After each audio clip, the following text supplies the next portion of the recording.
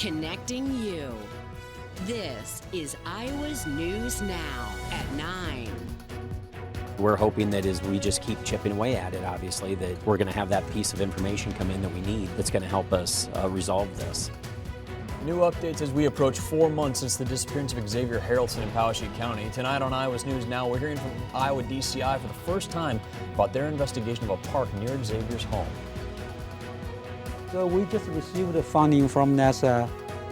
Plus, it's an Iowa's News Now special report coming up around 9:15 about new funding for researchers in Iowa and how it could change the game when it comes to handling wildfires. But we start tonight at 9 with the struggle inside University of Iowa hospitals and clinics right now. They say it's not just because of the rise in COVID-19 patients in the state. We'll get you new numbers from IDPH in a bit. But first, let's go live to Iowa's News Now reporter Dion Broxson outside UIHC in Iowa City tonight, looking at the other issue they are dealing with there. Dion? Mitch, the hospital has enough space to help people with all kinds of issues. The problem is finding enough staff to help COVID patients and people coming in with other concerns right now. The surge in COVID cases in Iowa is bad, but there is some decent news at the University of Iowa hospitals and clinics in Iowa City. I would say that the bed crunch we saw in Iowa last year was much tighter than it is right now. Now here comes the bad. We are just as full for non-COVID care as we were before the pandemic, but we now have this additional work of the pandemic and the COVID positive patients. Here's why. Last year, our staff was burdened too, but we didn't have the same level of staffing holes in our schedule, if you will, as we do today. Meaning the workload is getting heavy for employees like Allison Wines. We have some very dedicated nurses who are picking up overtime, are staying late, are kind of doing double duty. At the height of the pandemic last year, cutting some important elective services freed up staff to deal with COVID positive patients. But that forced a backlog, according to hospital CEO Suresh Gunasekaran, something UIHC won't do again, even with the current uptick.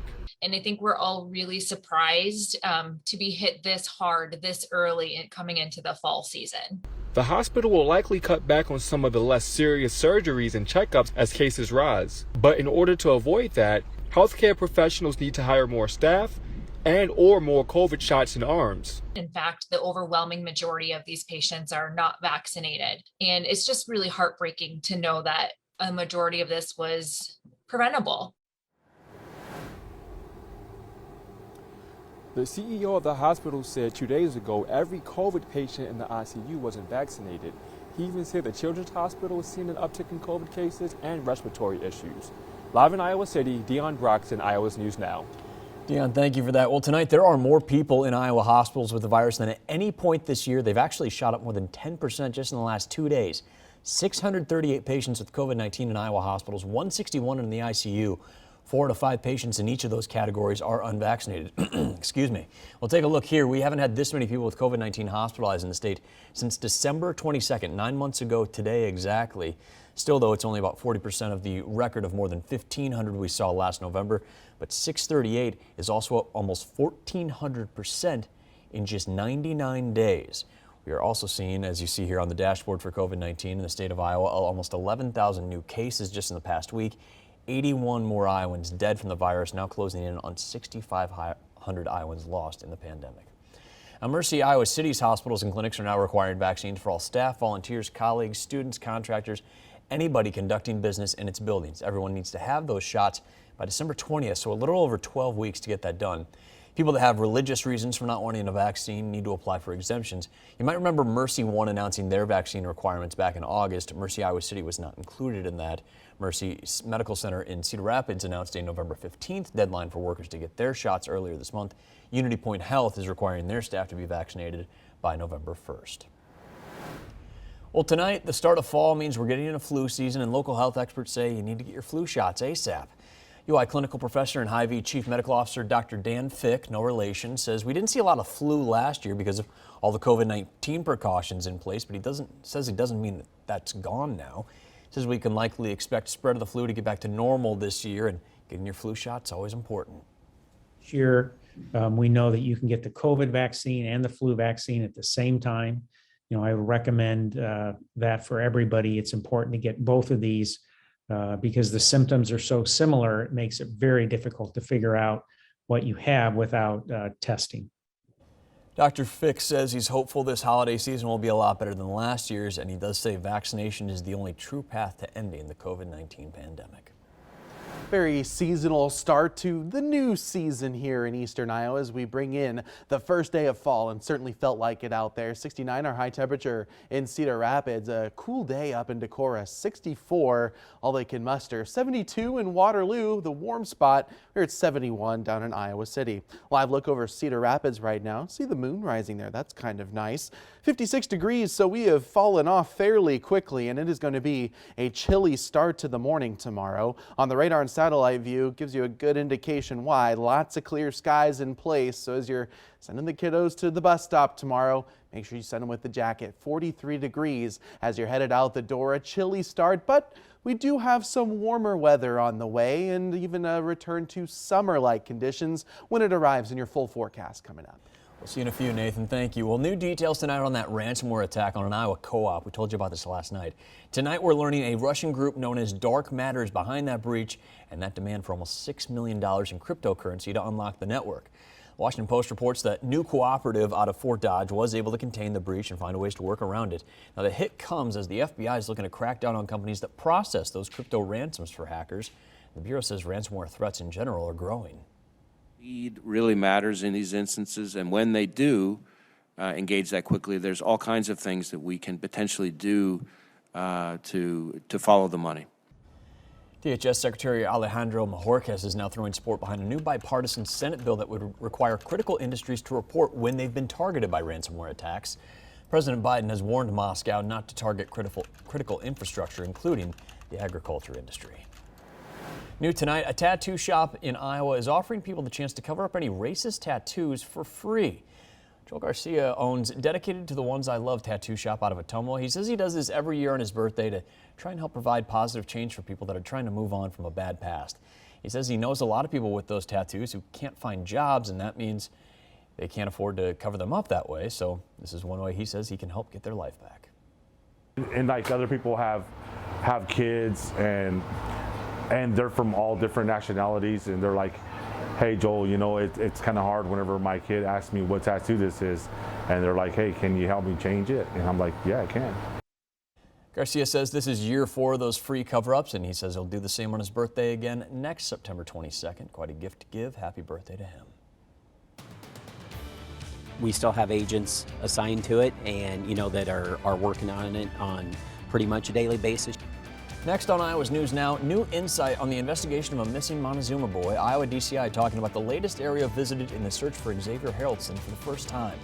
Plus, new research at the University of Iowa getting funding from NASA and might change everything when it comes to fighting wildfires. It's an Iowa's News Now special report at 9:15 tonight.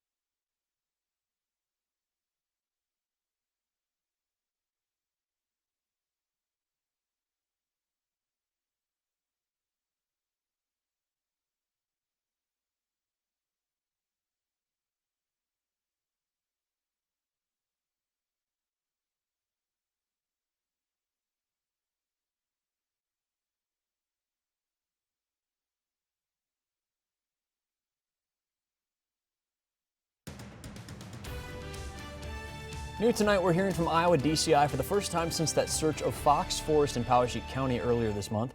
Despite that search not turning up anything regarding Xavier Haraldson's disappearance in Montezuma, Laura Terrell tells us tonight investigators say they are making progress. KCCI cameras were rolling on September 9th when law enforcement scoured a rural area of Poweshiek County called Fox Forest. It's not far from Montezuma, where 11-year-old Xavier Haraldson disappeared at the end of May. What led you to that specific area?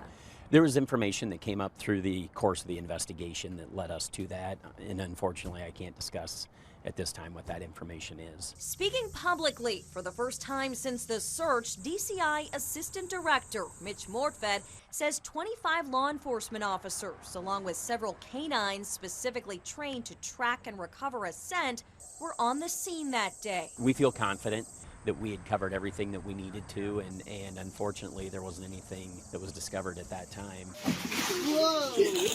Nearly 4 months after his disappearance, Xavier is still missing. He's not just a face. His case has broken the hearts of his small town and at times baffled investigators. But they say it's not a cold case. We still have agents assigned to it and, that are working on it on pretty much a daily basis. Agents say they keep in regular contact with Xavier's mother and have interviewed hundreds of people. They hope time and a $34,000 reward will help them inch closer to the truth. We're hoping that as we just keep chipping away at it, obviously, that we're going to have that piece of information come in that we need that's going to help us resolve this. Laura Terrell reporting there tonight out of Des Moines. This Sunday is also the annual Molly Tibbetts Memorial Run. Of course, Molly was from Poweshiek County, same as Xavier. Her mom says half of the money raised by this year's run will go to that fund to find Xavier. Still ahead tonight on Iowa's News Now, special report on the dangers of field fires this fall in the state of Iowa and the new grant coming to researchers in Iowa to study wildfires. And temperatures right now in eastern Iowa, although already dipping down into the 50s, we're on our way. It's one of the coldest mornings we've seen all the way since June, but we do have a nice warm up in store. We'll talk about that in your full forecast coming up next.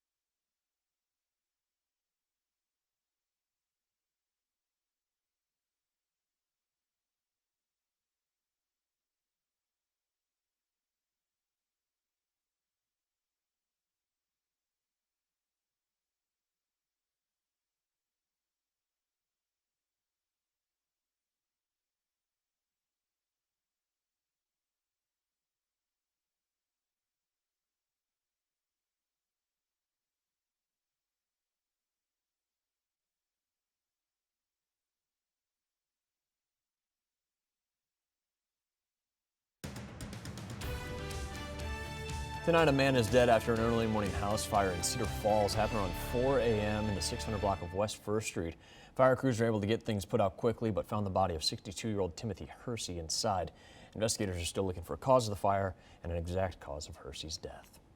Well, there are new warnings tonight about field fires this fall in Iowa because of the drought conditions in the state, but research at the University of Iowa is also helping build new strategies to tackle wildfires, particularly the big ones out west, and how to utilize things like weather satellites in those strategies. Weather First meteorologist Nick Stewart's breaking it all down in this Iowa's News Now special report. Heading into autumn, grass fire season returns to the state of Iowa. The combination of dry vegetation and strong, warm wind gusts brings a fire danger nearly every year. This year is of more concern due to ongoing drought conditions, though, across the state. With a lot of dry vegetation out there, lots of fuel if we do have a focusing mechanism for a fire. We're getting dry down in the fields with corn and beans. So of course, when you have dry conditions, the fire danger does go up. While widespread, massive fires are unlikely in Iowa due to our terrain, small sparks can trigger fires, and most of these can be easily preventable.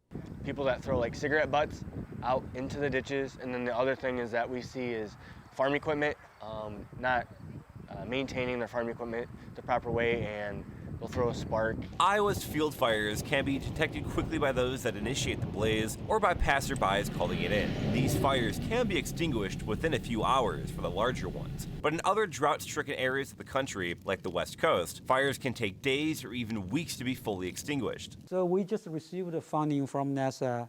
New NASA-funded research at the University of Iowa aims to change the way fires are detected and how firefighters respond to these blazes. Resources for the firefighters are very limited. I think this satellite gives you a general map of where we should put our resources there to fight different fires in different locations.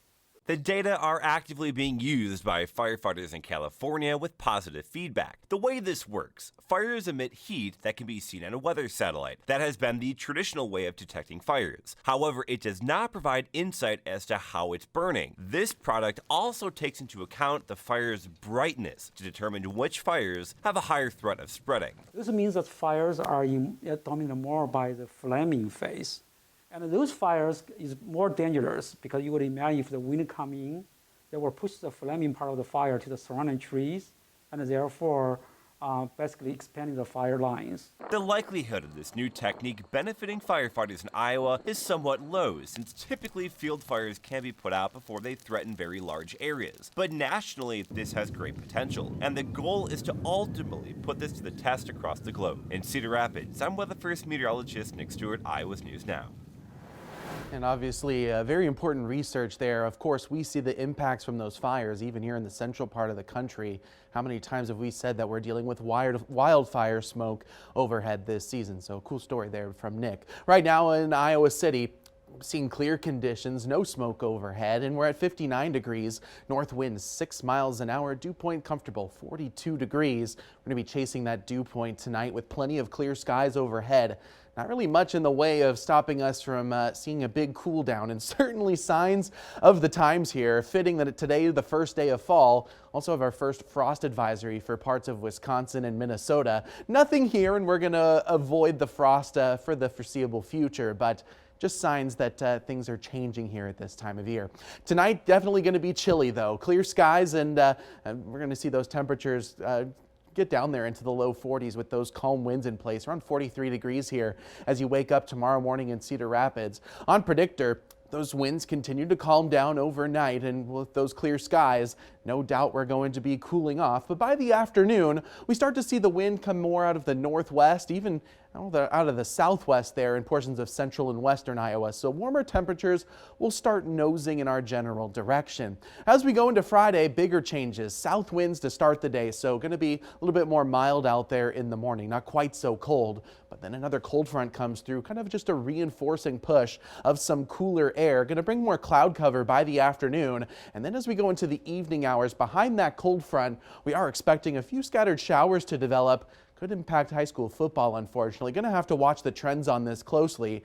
Do think, though, that the severe threat is pretty much down to zero because those storms are expected to be behind that cold front. This cold front being ushered in by this area of upper level low pressure is going to kind of give us that another shot of cool air. It's not going to be a deep intrusion of cold air, however. And as we go into the later part of the weekend and early next week, we see that cool air scurry on out of here very quickly. High pressure builds back in. That's going to warm us up here across the northern plains and into the upper Midwest. Fall-like though for tomorrow, 72 degrees Cedar Rapids, 73 in Iowa City, 73 in Vinton, and out in Tama as well. 72 Waterloo, 69 your high temperature in Decorah, 70 in Elkader, and over to Dubuque as well, with lots of sunshine out there. 7-day forecast, slight chance of showers on Friday, up to the mid-70s. Reinforcing push of cool air. We're a little bit cooler on Saturday, but then a nice summer-like warm-up as we go towards Sunday and into the early part of next week.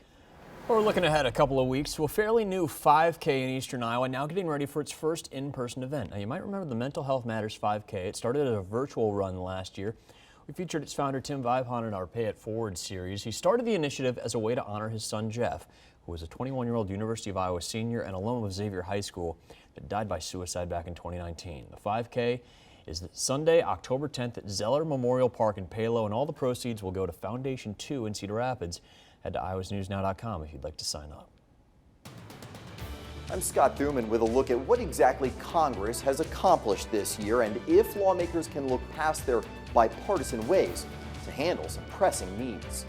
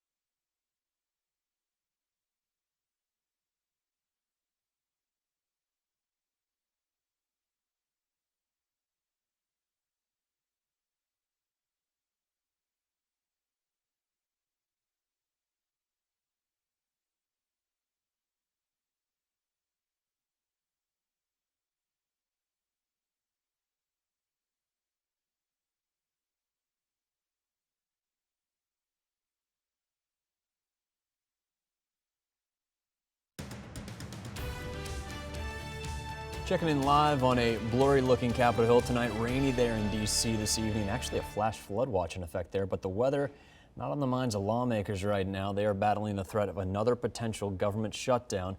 Federal Reserve Chairman Jerome Powell says if the debt ceiling isn't raised, the government won't be able to pay its bills, and the economic impact from there would be massive.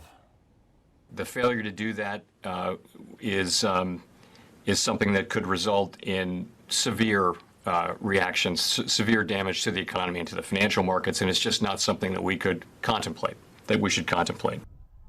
And Powell says nobody should assume the Fed can fully protect the markets or the economy in the event of a failure like that. Raising the debt ceiling is traditionally bipartisan, but Senate Minority Leader Mitch McConnell says Republicans won't go along with Democrats on an increase because he says they're spending too much. But Democrats say they're just asking the GOP for something they've done for Republican administrations in the past. Well, tonight there is a sense of urgency in D.C. to pass those spending bills to avoid the government shutdown and raise the nation's borrowing limit. And, of course, all of this affects you. Iowa's News Now chief political correspondent Scott Thuman's taking the temperature tonight on Capitol Hill to see what the level of optimism is, and it's a story you'll only see on Iowa's News Now. You could call it a lofty goal here on the Hill, bipartisanship, when both sides come together for the common good, but it's also been muttered that compromise is a dirty word in D.C., and why gridlock often sidelines presidents' hopes of bridging the divide, even when one party controls the White House, House, and Senate. None of us got what we wanted. I clearly didn't get all I wanted.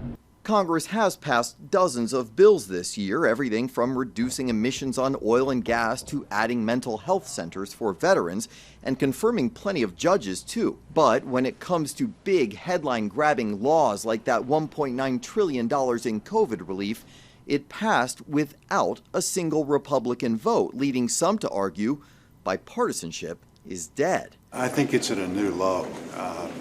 Republicans have been completely shut out of the process. When you have a third of the American public still believing the lies from the former president that the election was rigged, it's awfully hard to do bipartisanship. But with pressing needs like passing an infrastructure bill or avoiding a government shutdown, will lawmakers change that divisive trend? There's certainly an appetite by the president to change that. The president wants to get some wins. But unfortunately, Republicans and Democrats are so far apart on most major issues that there is no appetite among particularly progressive Democrats to deal with even moderate Republicans. And for Republicans, they see working with President Biden as working with the enemy. Democracy is a brawl. It is a good fight. It always has been. Nothing new, experts say, but during a pandemic, the need for across-the-aisle collaboration is more crucial. Whether there is still potential around issues like paid family leave and prescription drug pricing and surprise medical billing and child tax credits and a whole bunch of issues which have long had the potential for bipartisan progress but have now been all swirled up into this very partisan reconciliation fight. In other words, there's still time to find a way. In Washington, I'm Scott Thuman. It's kind of disingenuous what's happening with these voter registration cards going on. It's a new plan to get more Iowans registered to vote, but not everybody's sold on the plan on how to pay for it. We'll see what's happening next on Iowa's News Now.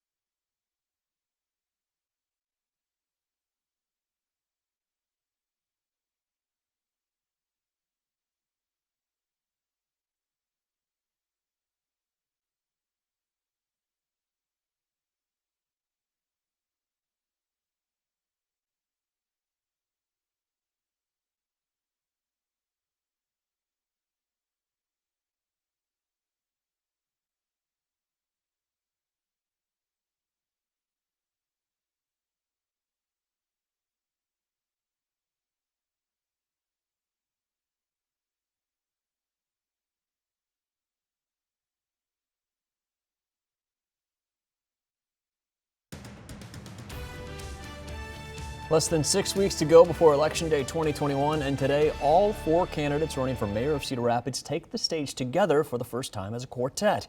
All involved in a new BOCO forum this morning. Iowa's News Now reporter Shannon Mowdy was there and tells us how they answered some important questions. 4 candidates are now vying for the mayoral position here in Cedar Rapids, and voters got to see all of them together for the first time on stage on Wednesday. Now joined by Myra Colby Bradwell, who filed paperwork in the last hours before the deadline, Cedar Rapids mayoral candidates got to lay out how they'd foster innovation and entrepreneurship if elected. My 3 top priorities for the state, and certainly would be for Cedar Rapids, is jobs, jobs, and jobs. Tiffany O'Donnell says the city has much of what it needs for economic development, and she wants to increase communication and forward thinking. Let's get together and market this ecosystem because we have it all here. We just need to make sure people know about what's here. Incumbent Brad Hart says the city has a good track record of supporting small business. The city will make sure that our permitting, our licensing requirements are fair but reasonable so they don't become a hardship for people wanting to start a new business. Candidates were also asked about barriers like lack of broadband, housing, and childcare. Amara Andrews supports universal preschool. Help us eliminate the achievement gap, but it provides childcare for people who are entering the workforce. So candidates also summed up why they're running. Andrews says she's been a leader in the city and has broad experience fostering small business. She wants to see more diversity among those making decisions. I'm really focused on the voices of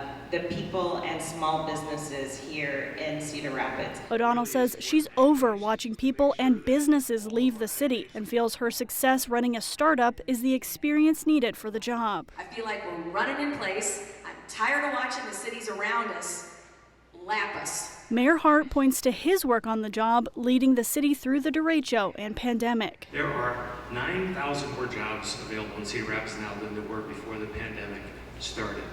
As I mentioned earlier, we've increased our affordable housing stock. We've increased housing for everyone. We're fixing our streets. Bradwell, who unsuccessfully ran for mayor in 2013 under the name Gregory Hughes, says he wants to cut taxes, or at least get that conversation started. I don't think I'm going to get elected. It'll be another failed attempt, and just another way of me claiming, but please take this information a little bit further than this. Quit being built. Look at your property taxes. The city election is November 2nd. In Cedar Rapids, Shannon Mowdy, Iowa's News Now. Meanwhile, Iowa Secretary of State and former Cedar Rapids Mayor himself, Paul Pate, is sending out 50,000 postcards to Iowans that aren't registered to vote to try to get them to the polls this November. Iowa's News Now State House reporter Skylar Talal is going one-on-one with Secretary Pate about that move and what it means for those elections. 50,000 of these postcards are being sent out by the Iowa Secretary of State's office. Eligible Iowans not yet registered can expect to see them in their mailbox September 28th on National Voter Registration Day. Iowa's got a great track record on voter registration. We have over 2.2 million registered already, one of the highest participation rates in the country.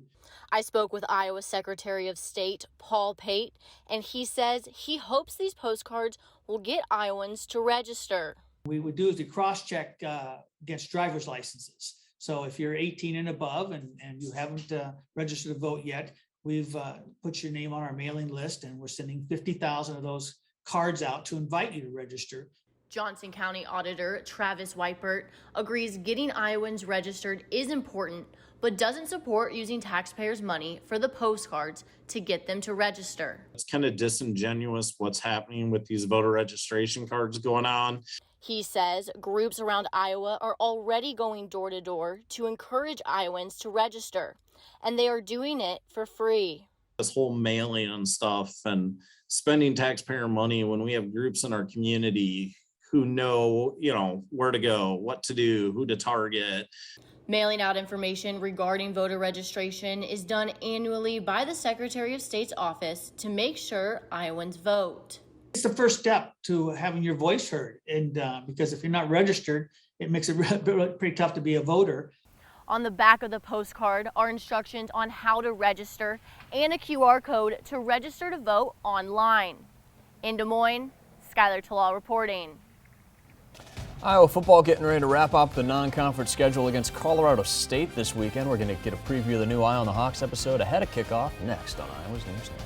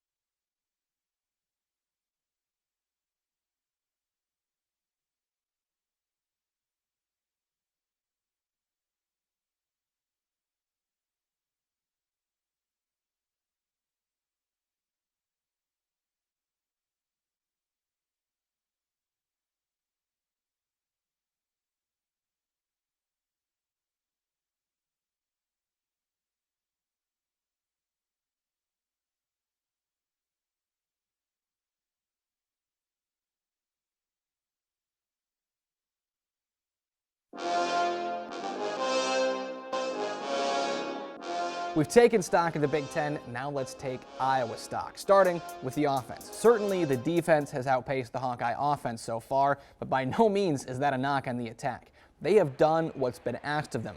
And not only has Spencer Petras not thrown an interception this season, he's thrown 154 consecutive passes without a pick. That's the longest such streak of the Ferentz era. And as a whole, Kirk Ferentz likes the direction of this offense. I think we took strides. I think we were a little more detailed, and I thought today was probably our best offensive practice this year, which is maybe it coincides with fall. It felt like fall, and I think this is the first day of fall, so it takes time. It's frustrating at times, and you want things to go faster and all that, and we're not there yet, but at least I think we're moving in the right direction, and saw some things out there Saturday. Again, that drive obviously sticks out. The Hawks produced a season-best 418 yards of offense on Saturday in a game where it felt like we needed to see something from this unit. Rob, are you buying, selling, or holding stock in the Hawkeye offense right now? It was interesting the way that it started that game the other day. There were boos from Kinnick Stadium early in that game, and then Iowa, as we said, kind of established things as the game went on. I think the stock is pretty low right now if you ask some of the fan base, but I think Iowa, I agree with Kirk, I think Iowa's offense is making strides. It all starts up front, and Iowa started the season with an inexperienced offensive line. They now have 3 games under their belt, and I think as they get better, this offense is going to be able to do more things and open up the playbook a little bit more. I agree with you here. This is an opportunity to buy low on an offense that has a lot of upside here, especially with that offensive line. Moving over to the defensive side of the ball, after 3 weeks of action, Iowa's defense ranks 2nd in the nation in ESPN's SP+, a tempo and opponent-adjusted metric for efficiency. The only team in the country that ranks ahead of them is Georgia, and while we've seen basically nothing but positives from the Hawkeye defense, they believe they can get a whole lot better. I think we could have played cleaner football last week, and we want to improve on that this week against Colorado State. That's where our focus is, less penalties and just play solid fundamental football. I feel like our defense gets better by just not being complacent, just knowing that every day we have to come in and work. And like our head coach said, we always have work to do. And I mean, this week we got to put our heads back down, improve, so we can correct on that mistakes and become better this week. If and when the Hawkeyes lose a game this fall, it certainly won't be because they were looking ahead. Rob, stock in this Iowa defense is pretty pricey, but are you buying, selling, or holding what you've got right now? Buy. I don't know how you don't buy this defense, and it's not only this year, Grant. It's the side of the ball where Iowa just continually reloads. You lose 3 starting defensive linemen, boom, week 3, you record 7 sacks against Kent State. It's whatever Iowa needs from its defense, it seems to get every week. Even if it's really high, you still have to buy. I thought when we got to November, I'd say, okay, now I feel like this defensive line is here. Now they fit as a unit. This whole thing is coming together. We started with that picture, and there's so much more upside. You can check out the full episode of Eye on the Hawks Friday at 6:30 here on Fox 28. Number 5 Iowa kicks off against Colorado State at 2:30 Saturday on FS1. But Fox 28 is your home for number 14 Iowa State this weekend. Cyclones opening up the Big 12 schedule in Waco, playing Baylor on Saturday. Kickoff set for 2:30 as well here on Fox 28. Colonel's going for a 2-0 series lead in the High A Central Championship Series. Game 2 tonight against Quad City. Cedar Rapids down 2-0 in the second, but that's Sean Mooney settling in. Gets Gavin Sapinski on the check swing to end the inning. Bottom 2, Anthony Venciano cruising. One of the better prospects in the Royal system here. Gets fastball in the mid to upper 90s. Gets Matt Waller looking on it. After that, it's Alex Isola. He goes down hacking. 2 of his 4 strikeouts on the night for the River Bandits pitcher, and they do the rest with their bats. Mikhail Garcia adding a solo shot to right in the top of the 3rd. Quad Cities ties up the series 1-1. They win it 6-0. Final home game for the Colonels this season. It's been a good one, though. Game 3 in the best of 5 is Friday in Davenport. I'm James Rosen with the extraordinary dispute within the Democratic Party, with progressive lawmakers moving to strike from a budget bill $1 billion in U.S. funding for the Jewish state's missile defense system. And today, the first day of fall, but summer is not going down without a fight. A warm look towards the end of the month and even continuing there into October. We'll break down when these warm temperatures arrive in your full forecast coming up next.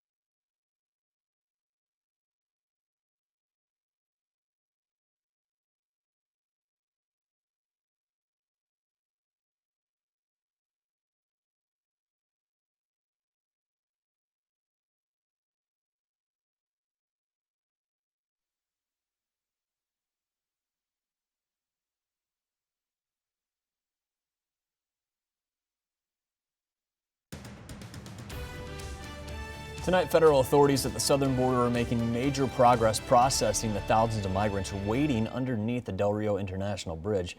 Joe Galley from our sister station out of San Antonio was there, seeing how cooler weather and local families are helping that process. It's another story you'll only see on Iowa's News Now.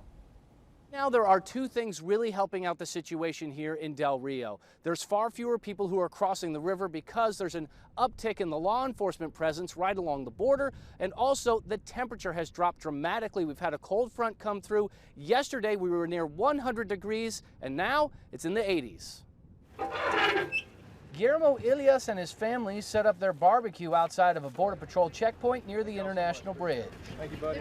We're here to help. I know they're helping us by protecting our borders. Yeah, thank you. Some of these Border Patrol agents and National Guardsmen have been working long hours with little to eat. We had an agent that came over and he said yesterday they worked a 16-hour shift and all they had was peanuts and water to eat. At its height, the population under the bridge was about 14,500 people. The number has now dropped to about 5,000. Theova Milfort was born and raised in Haiti. He runs a nonprofit helping Haitians in his home country. He says this could have all been avoided if there was more political stability in Haiti. It's really bad because of bad governance, of corruption, of lack of good leadership, or lack of vision. As federal authorities gain control of this situation, there's already growing concern for future caravans arriving at the Texas border, which are currently making their way through Mexico. We want anybody who's thinking about coming to Texas, whether it be from Colombia or any other country, that Texas is going to be responding. We have the law enforcement, we have the funding, we have the strategies, whether it be here in Del Rio or any other location on the Texas border. Tomorrow, Reverend Al Sharpton will be here with civil rights and spiritual leaders to tour the camp and to pray with migrants. Reporting in Del Rio, I'm Joe Galley. Well, a new update tonight from a Cedar Rapids nonprofit that have made a major impact post-derecho, and they're looking to do the same after Hurricane Ida in Louisiana. Take a look here. Together We Achieve posted this last night on Facebook. They say because of the people here in Iowa donating, they were able to fill up a 16-foot truck full of supplies, things like food, cleaning supplies, diapers, and tarps. You see some of that stuff that ended up in the truck there. They've been making drop-offs in some of the hardest hit areas of Louisiana after Ida, of course, devastated so much of the state. Raymond Seidel, who founded Together We Achieve, says survivors down there were actually pretty shocked to hear that Iowans were making the trip all the way there to help. They say they're grateful for it. You definitely know all too well about the recovery process here in eastern Iowa. And another thing to be thankful for on this first day of fall is temperatures down there in Louisiana have cooled dramatically. They were in the upper 90s with heat indices in the triple digits yesterday. Today, much different story behind that front. Pretty much everyone else across the central part of the country really feeling those after effects, the pleasant after effects. Dew point right now at 42 degrees in Cedar Rapids, 56 on the temperature, a northeast wind at 5 miles an hour. It's going to pretty much stay there as we go through the overnight, and so it's going to be a chilly one with clear skies and those very calm winds in place. That's a perfect recipe for temperatures getting down into the low 40s tomorrow morning, around 43 here in Cedar Rapids. Could even maybe sneak in a couple of spots dipping briefly into the upper 30s, especially closer towards the Minnesota border. Overnight, clear skies will remain in place, those winds calming down. Tomorrow afternoon, we do see some changes out there though. Out to the west, we see those winds back out of the south. Out of the northwest still here though for much of eastern Iowa, but that's still going to let us warm up just a little bit. We're back to the low 70s tomorrow. Heading into your Friday, we're clear to start, and those winds now out of the south, so a more mild morning out there, back into the upper 40s. But here comes another cold front into eastern Iowa, likely arriving around the lunchtime hour and pushing through fairly quickly. Behind that front, expecting a few showers to pop up. It's a little bit of uncertainty on the exact placement and timing of these. Something we'll have to watch though as we get closer towards high school football.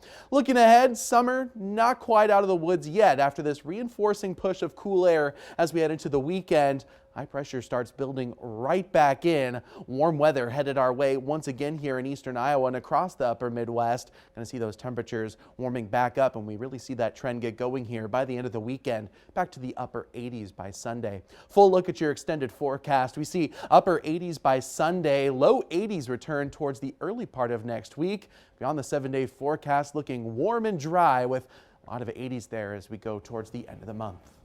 Well, new tonight, the Pentagon's announcing new plans for countering sexual assault within the military. This plan implements recommendations from an independent review commission set up by Defense Secretary Lloyd Austin just after he was confirmed to the position earlier this year. Those changes include establishing special victim prosecutors who would allow sexual assault investigations to be removed from the chain of command. Our changes are comprehensive, and they provide us an opportunity to deal a fundamental blow to this problem. As I've said previously, our service members deserve no less, and our combat effectiveness depends on our success. The Independent Review Commission made more than 80 recommendations earlier this year. Lawmakers on both sides of the aisle are also pushing for reform. Well, it's being called an evolution of some Democrats in their approach to Israel. James Rosen is looking at the impact on legislation this week in this Iowa's News Now exclusive. When the House voted late Tuesday to continue funding the federal government and to postpone by 1 year its reckoning with the debt ceiling, progressive Democratic lawmakers demanded and received the removal of the provision in the funding bill that had allocated $1 billion to replenish Israel's missile defense system, known as Iron Dome. What does it say about the Progressive Caucus that they object to Israeli citizens defending themselves from missile attacks?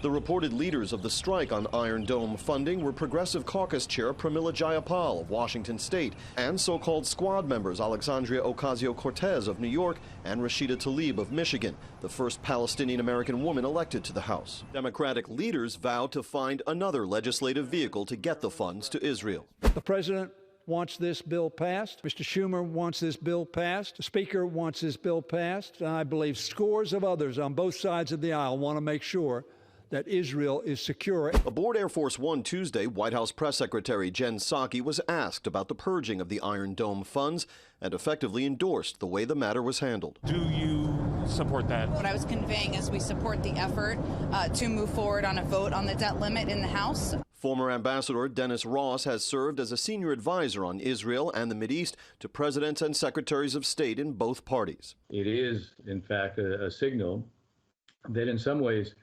the Israelis will have to be doing more, I think, to reach out to the Democratic Party because there still is a price that's being paid in some respects for former Prime Minister Netanyahu's embrace not just of President Trump, but what was perceived to be his embrace of the Republicans prior to that. Democratic leaders initially said they would attach the Iron Dome funding to the defense authorization bill. Later, they said the measure would be raised as a standalone item. Either way, support for Israel still runs strong enough in both parties that the measure's passage is all but assured. On Capitol Hill, James Rosen. Live look in Coralville this Wednesday night. After the break on Iowa's News Now, we check in with the newest additions to Brookfield Zoo in Chicago.